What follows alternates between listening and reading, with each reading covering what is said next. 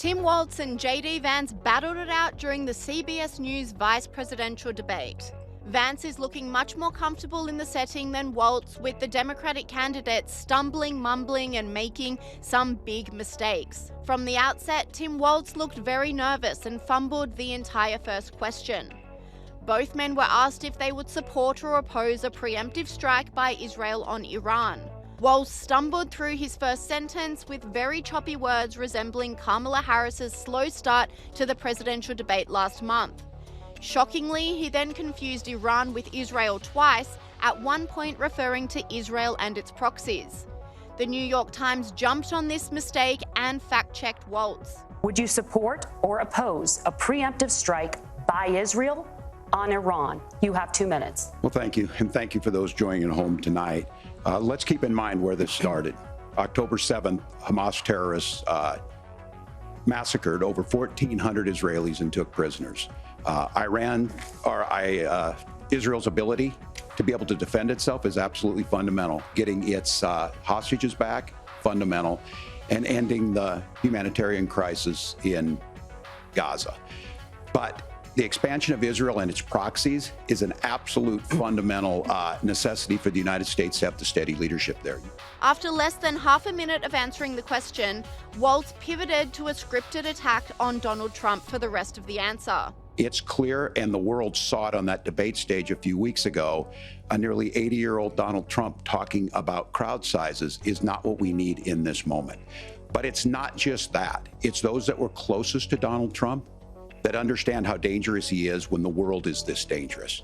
JD Vance came out of the gates at full force, displaying his much more confident debating style. JD Vance answered the question of an attack against Iran directly, maintaining Trump led through strength on the global stage. We have to remember that as much as Governor Walz just accused Donald Trump of being an agent of chaos, Donald Trump actually delivered stability in the world, and he did it by establishing effective deterrence. People were afraid of stepping out of line. Iran, which launched this attack, has received over $100 billion in unfrozen assets thanks to the Kamala Harris administration. What do they use that money for? They use it to buy weapons that they're now launching against our allies, and God forbid, potentially launching against the United States as well. Donald Trump recognized that for people to fear the United States, you needed peace through strength. They needed to recognize that if they got out of line, the United States global leadership would put stability and peace back in the world. Tim Walz also was then grilled about discrepancies in his Tiananmen Square claims, which have attracted a lot of backlash. He failed to specifically answer the time discrepancy question. You said you were in Hong Kong during the deadly Tiananmen Square protests in the spring of 1989. But Minnesota Public Radio and other media outlets are reporting that you actually didn't travel to Asia until August of that year. Can you explain that discrepancy? I joined the National Guard at 17, worked on family farms, and then I used the GI Bill to become a teacher, passionate about it, a young teacher. My first year out, I got the opportunity in the summer of '89 to travel to China.